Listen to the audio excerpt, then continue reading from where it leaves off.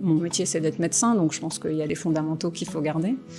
Et en même temps, j'ai gagné quelque chose d'extrêmement précieux, je pense, en changeant cette posture. Le psychiatre est avec sa blouse, derrière un bureau, derrière un ordi, avec une personne en face, qui, elle, est au mieux en civil, au pire en pyjama, et qui doit se dévoiler. Je trouve que c'est assez terrible, en fait, comme situation. C'est juste que, du coup, je me dis peut-être qu'on peut faire autrement. Je ne peux pas parler de rétablissement concernant en tant que professionnel. Ça serait se réapproprier quelque chose qui, n'appartient qu'aux personnes qui vivent des troubles psychiques. Par contre, j'ai la sensation d'être en transformation, même en mutation, si je peux employer ce mot. Ce que ça vient transformer, c'est la posture dans laquelle on est vis-à-vis de ces personnes.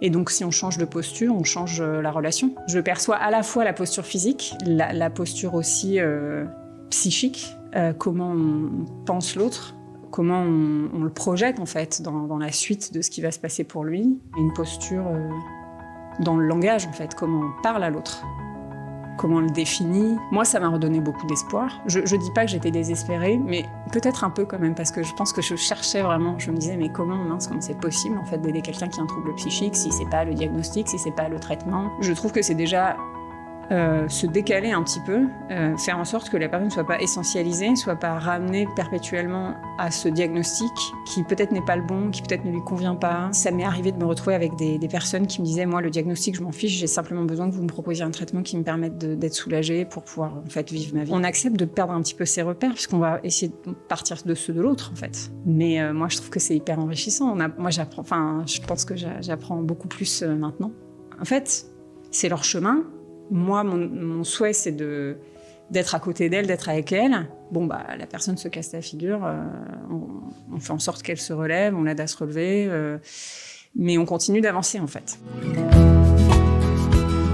Tous les médecins psychiatres pratiquent pas de la même manière. Je pense que tout le monde n'a pas le même cheminement. Je pense que je voudrais leur dire de faire confiance à la relation et à ce qu'elle peut amener de bon et de constructif pour tout le monde, de faire confiance aussi en leur capacité de transformation à eux, d'être dans l'espoir en fait. En tout cas, pratiquer de cette manière-là, c'est pour moi s'offrir énormément de liberté et du coup d'épanouissement dans sa pratique. Se rétablir, c'est pas seulement se rétablir de la maladie, des symptômes, des troubles, c'est se rétablir socialement.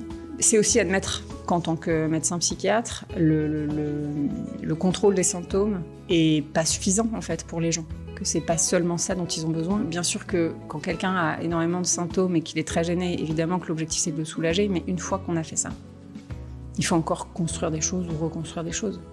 Et on a quand même une place. Je pense que notre boulot s'arrête pas au fait de proposer un diagnostic, de proposer un traitement. Je pense qu'on peut aller plus loin que ça. Mais ça impose de, je pense, donner de soi-même. Donc on se met un peu en danger. On vacille un peu, en fait, sur ces bases. Et il faut accepter cette espèce de déséquilibre. Mais ce déséquilibre, il va juste nous faire redescendre de cette